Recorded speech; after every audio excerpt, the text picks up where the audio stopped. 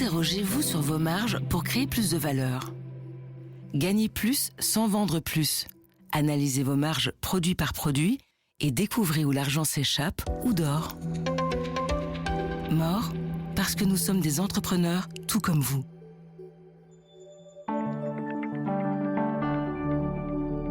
Les marchés tiennent bon malgré l'instabilité politique française. Le dernier gouvernement aura tenu moins de 12 heures et pourtant, le CAC 40 s'en fiche. La bourse semble avoir développé une immunité politique. Pendant ce temps, l'or et le bitcoin vont de record en record, comme deux valeurs refuges d'un monde qui n'a plus confiance en rien, ni en les banques, ni en les États, ni en les promesses des économistes. Le FMI, lui, sonne l'alarme. L'intelligence artificielle serait-elle une bulle prête à éclater? Peut-être parce qu'à force de promettre de réinventer le monde, l'IA a surtout réussi à réinventer la spéculation. Et puis Sam Altman revient en messie du chaos. D'un côté, il allume le feu avec Sora 2, cette IA capable de créer des vidéos bluffantes de réalité. Et puis de l'autre, il vend les extincteurs avec WorldCoin, son projet pour sécuriser l'humanité numérique. Le pompier pyromane de la Silicon Valley n'a jamais aussi bien porté son titre. Bienvenue dans Le Regard décalé d'Hamid Faljaoui, un podcast qui vous offre une autre lecture de l'actualité. Bonjour Hamid Faljaoui. Bonjour Gaël. J'ai plein de choses à mettre sur la table cette semaine encore. Ouais, Il s'en clairement, est passé, bon évidemment, je pense que nos auditeurs peuvent se douter un petit peu des thèmes qui pourront être abordés aujourd'hui. Et forcément, ce gouvernement ultra éphémère français, je pense qu'on n'avait jamais vu ça, il a tenu 12 heures, quelque chose comme ça. Oui. C'est vrai qu'évidemment, ça pose des questions sur la cohérence politique, tout le pouvoir d'Emmanuel Macron.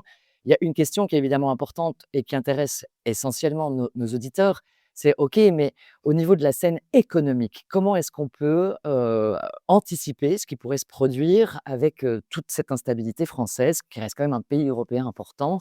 J'ai le sentiment, mais dis-moi si je me trompe, que pour le moment, les marchés résistent quand même, sont très résilients et finalement sont peu atteints par cette situation compliquée en France. Oui, ça semble paradoxal parce que tu as bien raison de rappeler que c'est la deuxième économie de la zone euro, juste après l'Allemagne. Et d'ailleurs, le chancelier allemand a fait allusion à ça suite à ces remous politiques en France en disant que la France est un élément important de la zone euro. L'euro a un petit peu baissé, ce qui n'est pas plus mal parce qu'il était assez haut depuis 6 mois, enfin depuis le début de l'année par rapport au dollar de notre ami Donald Trump. Donc, c'est pas plus mal. Mais il n'a pas, ça n'a pas été la glissade, effectivement, tu as tout à fait raison. Les marchés financiers sont restés assez calmes. C'est vrai qu'une des manières de voir si les marchés financiers sont nerveux, c'est ce qu'on appelle le spread, c'est-à-dire l'écart de taux, c'est-à-dire le supplément de taux d'intérêt que tu dois payer par rapport au meilleur élève. Le meilleur élève, C'est l'Allemagne. exactement. Ici, le meilleur élève a un certain taux. Plus tu t'éloignes de ce taux, plus on considère que tu as un cancre quelque part. Ouais. Et là, si tu veux, il y avait une petite différence qui est remontée jusqu'à 0,80% ou à presque 1%, enfin heureusement pas. Mais ça s'est stabilisé assez rapidement. Et donc là, je réponds à ta question, comment se fait-il que par rapport à ce chaos, ce capharnaüm politique, les marchés financiers résistent? Eh bien, il peut y avoir plusieurs raisons. La première, c'est qu'évidemment, la Banque centrale européenne, elle ne va pas le dire, mais elle est peut-être intervenue. Alors, comment est-ce qu'elle intervient?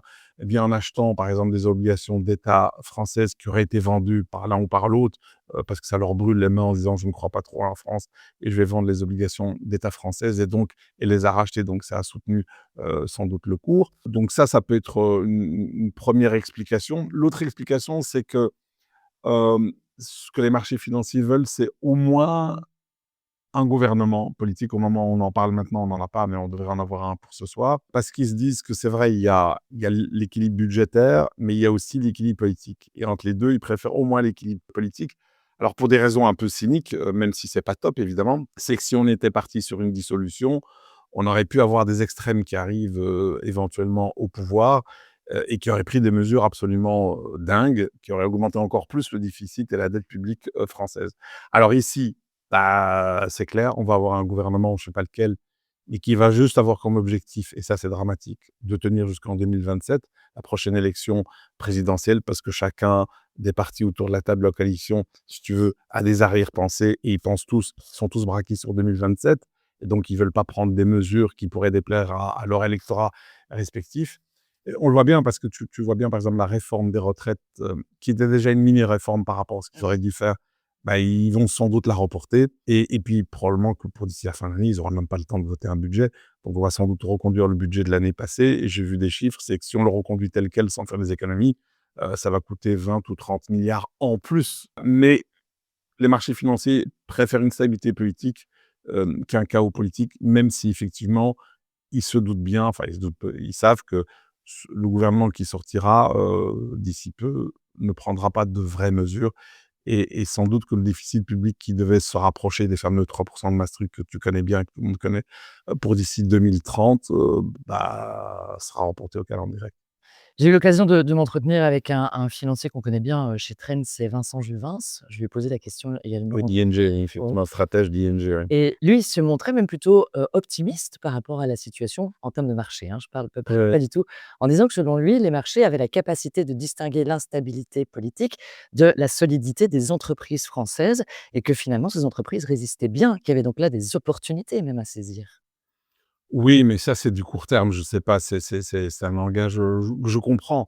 Mais quand tu vois que l'or augmente, que le bitcoin augmente, ce sont quand même des signaux de peur et donc je ne serais pas aussi optimiste, que Vincent, mais voilà. Tu m'emmènes sur une voie royale sur la deuxième question que j'allais te poser. On a vu effectivement depuis le début de la semaine des records, l'or qui a passé les, 4 000 l'once, le bitcoin qui est monté au-dessus de 126 300 en début de semaine. 2 valeurs, c'est pas la seule, l'argent aussi, hein, monte, énormément. Oui, oui, énormément. Est-ce que, on se dit, bon, voilà, de record en record, est-ce que c'est pas plutôt un record de méfiance au niveau mondial? On sait que l'or, en tout cas, c'est une valeur refuge. On peut discuter du bitcoin dans ce cadre-là, mais est-ce que les gens ne se tournent pas vers là parce que la confiance est totalement rompue envers un système financier, normal, dirais-je? Tout à fait, ce sont 2 trouillomètres, si je puis me permettre. L'or, bah, l'or était, souviens-toi, à 3 000 l'once au mois de mars et un peu plus tard à 3 500 en avril, en septembre, pardon et là, il est à 4 000 et je ne sais pas si tu te souviens, les prévisions d'un certain nombre de soi-disant spécialistes te disaient 4 000 en 2026. Là, on les a avant et tu vois déjà d'autres qui te disent: «On sera à 5 000» ou je ne sais quoi ça. Et donc, c'est pas très, très bon signe dans le cadre de l'or pour une simple raison, c'est que on sait bien que l'or ne rapporte pas, il y a pas de rendement, il y a pas de taux d'intérêt. Alors, une des raisons pour lesquelles l'or se porte bien, c'est effectivement, on se dit que, il y aura une baisse des taux aux États-Unis, qu'elle va être en plus accélérée l'année prochaine, avec ce qu'on appelle des jumbo cuts, c'est-à-dire en fait des baisses de taux très fortes parce qu'évidemment, Donald Trump va mettre, ses amis ou son ami à la tête de la Banque centrale américaine et que donc, aux États-Unis, donc voilà, les taux d'intérêt, enfin, les rendements seront plus faibles et donc, pourquoi pas l'or? Ça reste aussi quand même un actif de spéculation. Les raisons habituelles, on les connaît aussi, c'est que tu as les banques centrales, de pays comme la Chine, la Russie, l'Inde, la Turquie, qui achètent beaucoup d'or. J'ai vu un chiffre, on disait que au cours des 3 dernières années, ils ont acheté 1 000 tonnes par an, alors que la moyenne des autres années, c'était 500 tonnes. Et la raison pour laquelle ils le font, c'est parce qu'ils veulent aussi, entre guillemets, tout enfin, on sait très bien que le dollar reste la monnaie internationale pour tous les paiements, de matières premières et cetera. Mais malgré tout, il y a une méfiance, de l'or. Tu y as fait allusion tout à l'heure, notamment de ces grands pays, parce qu'ils ont vu ce qui s'est passé avec la Russie. Ou quand la Russie a envahi l'Ukraine, on a gelé ses avoirs. On parle beaucoup des avoirs russes Ouais, qui sont gelés qui chez sont nous. chez nous. Voilà. Et donc la Chine se dit: «Bah, demain, si demain j'envahis Taïwan, je veux pas avoir le même scénario avec mes avoirs à moi, parce qu'ils ont encore beaucoup d'avoirs américains et donc au fur et à mesure, ils essayent de diversifier. On représente 5% des avoirs de la banque chinoise, donc il y a encore beaucoup de marge. Mais c'est plutôt un thermomètre ou un symptôme de la peur, puis aussi la spéculation. J'ai écouté un trader ce matin, sur une chaîne française. Tu as aussi, ce qu'on appelle en anglais le fear of missing out, la peur de rater le coche, de rater le train. Tout le monde voit, d'ailleurs ça à peu près peut-être aussi pour le bitcoin, tout le monde voit que l'or continue à augmenter et même sans se poser toutes les questions macro qu'on est en train de se poser, ils disent: «Bah, ça continue d'augmenter, pourquoi je ne prendrais pas le train moi aussi?» Donc voilà et les gens vous disent: «Il faut être prudent», mais en attendant le train il fait qu'il avance quoi, donc voilà. Donc il y a aussi cet aspect un petit peu de spéculation, hein, pas simplement de peur. Oui, parce qu'il y a quand même beaucoup de gens qui, fondamentalement, n'investissent pas dans de l'or physique. Non. Ils vont aller dans un ETF, ils vont aller, dans ce genre de choses. Mais ça veut dire que si un système financier venait à cracher, ils vont pas se retrouver avec leur petit lingot d'or pour passer une frontière ou Alors, dans c'est un parce qu'ils peuvent pas se permettre. Le lingot d'or, c'est une once, c'est 31 grammes, ça coûte déjà ce que ça coûte, donc 4 000 en l'occurrence ici. Alors un lingot, c'est un peu plus, donc c'est pas donné à tout le monde et c'est vrai que c'est une des raisons aussi qui explique, la hausse de l'or, c'est qu'il y a eu des produits financiers qui ont été créés, des ETF liés à l'or et qui permettent à des gens de suivre le cours de l'or sans avoir de l'or physique, voilà et donc ça, c'est quelque chose aussi qui a favorisé la hausse, du cours de l'or au cours de ces derniers mois. Et quant au bitcoin, c'est un peu la même chose. En fait, c'est devenu une valeur refuge digitale. bah, oui, parce qu'on va pas passer la frontière avec notre bitcoin. Non, et c'est assez fascinant. Tu as fait allusion aux 125 000 $, 126 000 $. C'est-à-dire qu'aujourd'hui, un code informatique vaut des fois plus qu'un lingot d'or. Donc c'est complètement dingue. Alors, il y a d'autres aspects qui jouent. Alors évidemment, il y a le côté un peu capharnaüm dans le monde entier, la peur du fait que les dettes publiques augmentent un peu partout, que la géopolitique est quand même pas très, stable, voilà, les taux d'intérêt et cetera et sans doute que des gens se disent: «On veut avoir une alternative». Alors, les plus anciens, les plus vieux, c'est plutôt l'or. En fait, le bitcoin, c'est un peu l'or des jeunes, Oui, hein, c'est voilà, ça. sauf tu peux pas le toucher et puis il y a un élément qui joue en faveur du bitcoin et toi, tu le sais mieux que moi parce que tu t'y intéresses depuis longtemps, c'est qu'il y a que 21 millions pardon, de bitcoin et ils sont limités et donc comme la demande est de plus en plus forte, ce qui est rare devient cher et donc c'est une des raisons et là aussi, effectivement, comme pour l'or, il y a aussi des ETF qui permettent de suivre, ces bitcoins et cetera et qui ont été, notamment favorisés par l'arrivée de Trump, qui est très, pro-bitcoin, pro-crypto-monnaie sans doute. Enfin, qui est devenu, hein? Il est devenu parce qu'il y est intéressé, il a compris qu'il y avait un intérêt pour lui, Vraiment, effectivement. il a compris qu'il y avait un intérêt électoral?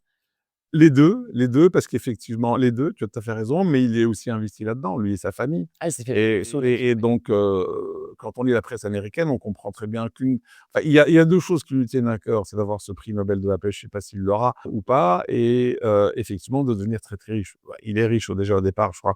Les quelques chiffres que j'ai vus le concernant, on parlait de 5-6 milliards, mais bon, évidemment, il est entouré aujourd'hui, des milliardaires de la tech, les hommes les plus riches de la planète et donc de ce que je lis, c'est qu'il voudrait plutôt terminer sa législature avec 100 ou 200 milliards et pas 5 milliards, les rikiki qu'il a.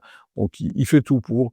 Mais bon, c'est aussi très nouveau, c'est une sorte de capitalisme de connivence et tu as l'impression qu'il y a pas mal de conflits d'intérêts, mais qui n'ont l'air de choquer personne. Ce qui me fait penser à ce que me disait mon ancien prof de droit à l'UCL, hier soir, il disait: «Hamid, tu sais comment est-ce qu'on règle les conflits d'intérêts en Belgique?» Je dis: «Je sais pas». Il dit: «Voilà, on évacue les conflits, on garde les intérêts». Voilà. C'est une solution. Ouais. Il faudrait qu'on essaye de l'appliquer. Tu parlais de ces géants de la tech, hein, et donc ça me permet, là encore, de rebondir sur cette IA dont on parle énormément.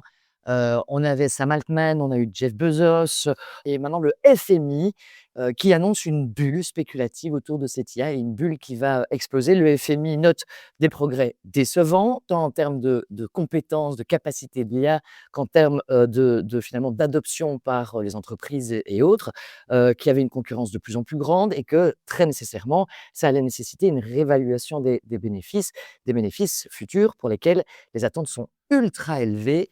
Ça va péter ou pas? Alors, quand on écoute certains, ils te disent que oui, qu'il y aura un crash, que l'euphorie actuelle, n'est pas normale et que la bulle va crever. Alors, tu as cité des gens, encore récemment, Jeff Bezos, il était invité à l'Italian Tech, donc en Italie, où devant un parterre d'entrepreneurs, il a expliqué qu'effectivement, les cours actuels sont un petit peu boursouflés, sont excessifs et que le marché financier, la bourse, ne fait pas le tri entre le bon grain et l'ivraie mais il trouve que c'est pas mauvais dans le sens où, de ce chaos, sortira quelque chose de positif. C'est normal, il est aussi investi là-dedans et puis je sais pas si tu as vu aussi les déclarations des patrons de Goldman Sachs, c'est quand même pas une petite banque du coin et qui disait alors lui, il disait: «Voilà, on va avoir une baisse», donc alors il va pas utiliser le terme crash, mais une baisse des cours dans 1 an ou 2 ans. Voilà. Alors on peut se dire: «Ah oui, regarde, même le patron d'une banque comme Goldman Sachs annonce, la fin de la fête». Mais en fait, quand tu analyses son discours, oui et non. Parce que d'abord, quand il te dit dans 1 an ou 2, il se mouille pas. C'est comme si tu disais qu'il va faire froid l'hiver.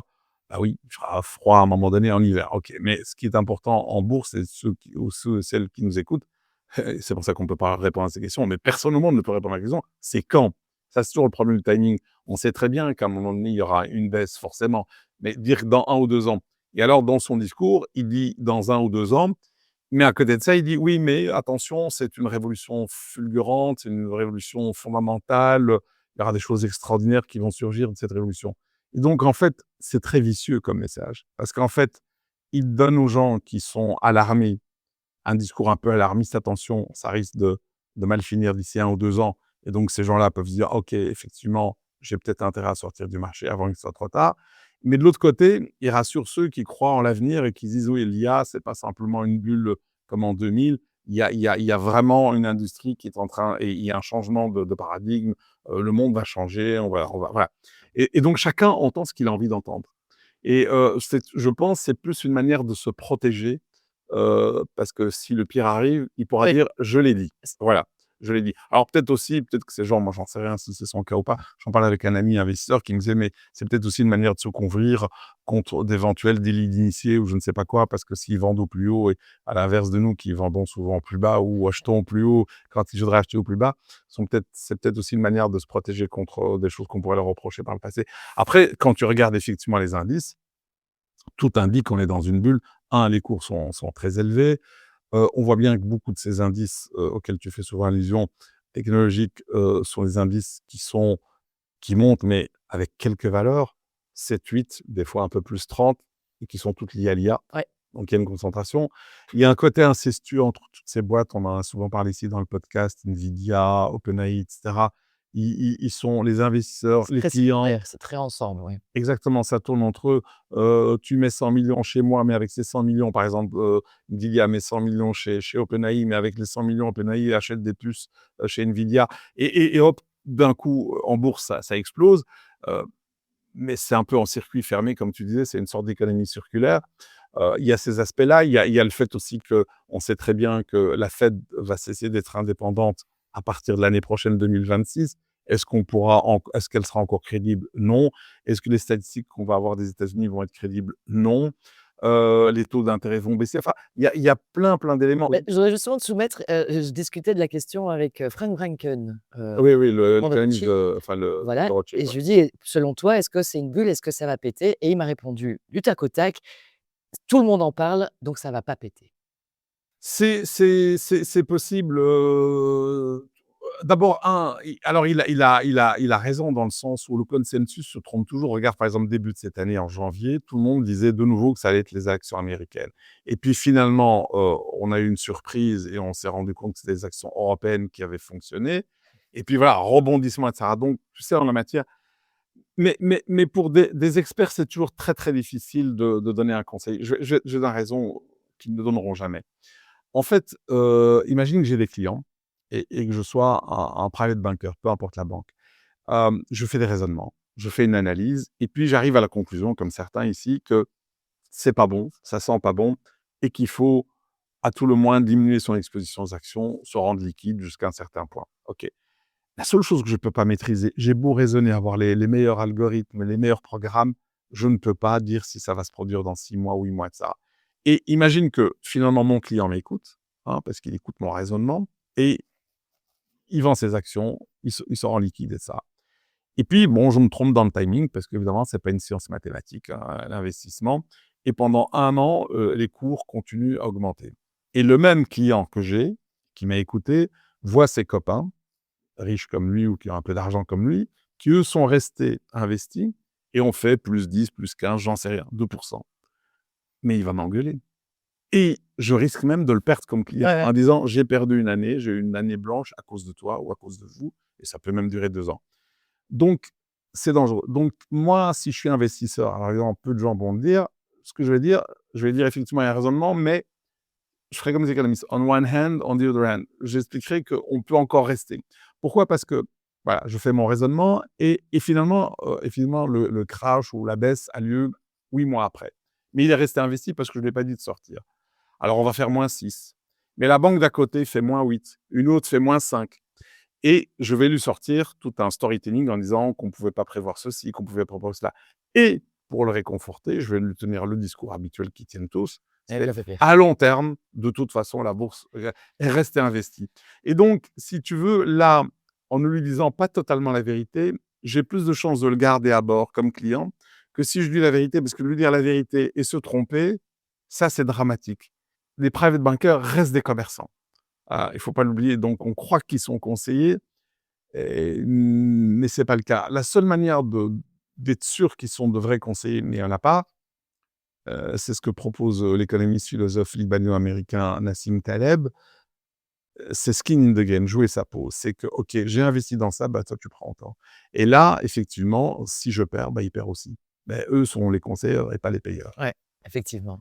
On parle de raisonnement et c'est justement un de tes raisonnements que j'aimerais, dont j'aimerais discuter maintenant, sur une de tes chroniques. Tu parlais, on reste dans l'IA, de l'arrivée de Sora 2, qui permet la création de vidéos générées par l'IA. C'est ultra bluffant en termes de qualité de vidéo. Dans ta chronique, tu expliquais un plan machiavélique de Sam Altman qui proposait une solution pour, justement essayer de garantir la véracité des éléments quand il y a l'IA ou il y a pas l'IA. Et c'est vrai que moi, quand j'avais lu en ma lecture à moi, je me disais: «C'est bien Sam Altman de lancer un outil, mais de te dire: "OK, je dois éviter la dérive de mon outil et je prends des mesures immédiates pour éviter que cet outil dérive"».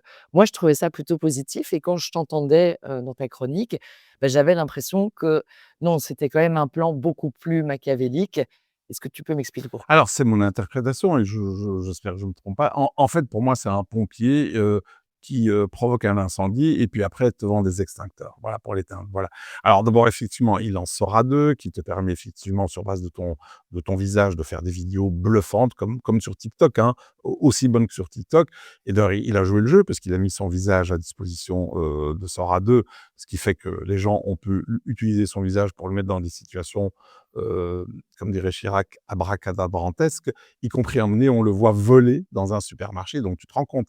Alors ça déjà, déjà moi je trouve ça extrêmement dangereux. Après bon là c'est comme ça, mais ça veut dire qu'aujourd'hui tu ne sais plus ce qui est vrai ou faux. Donc on avait déjà les deepfakes, mais là on arrive à un niveau où le faux est plus vrai que le vrai. Donc ça déjà, ça va poser mais Pas énormément de sûr qu'on va questions. se retrouver avec des fausses vidéos pour prouvant des faits pour aller en justice ou ce genre de choses. Voilà, mais donc ça va poser un problème pour des tas d'industries. La banque, l'assurance, les juges, les notaires, et cetera.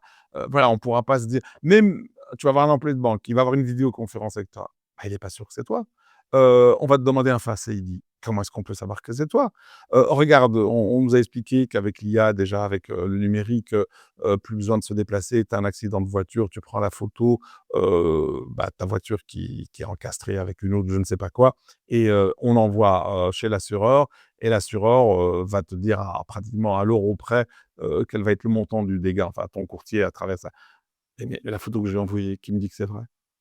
Voilà, donc je Mais pourrais justement, ils proposent une solution pour oui, mais donc il provoque un problème et il provoque la solution et la solution, c'est très simple, c'est le World Coin, c'est-à-dire, en fait, tu vas mettre, ton iris devant une sorte de boule qui va te donner une sorte de passeport numérique, le World ID.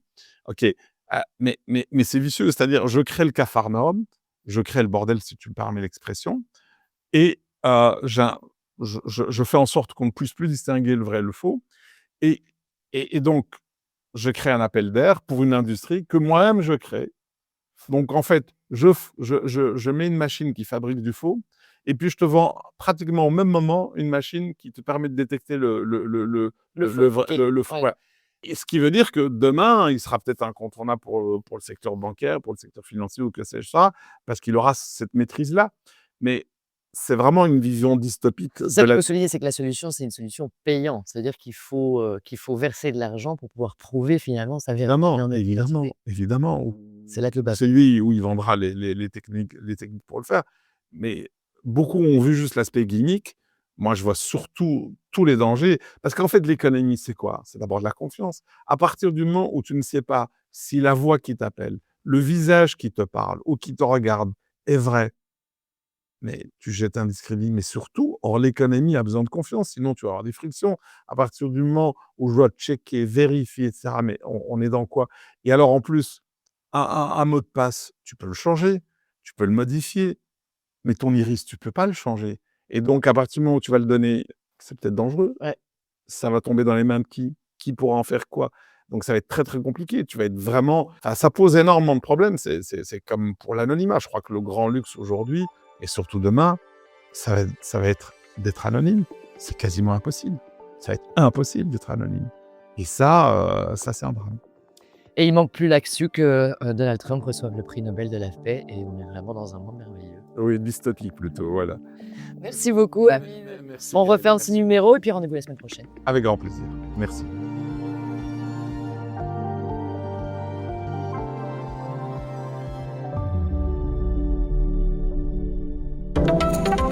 Interrogez-vous sur vos marges pour créer plus de valeur.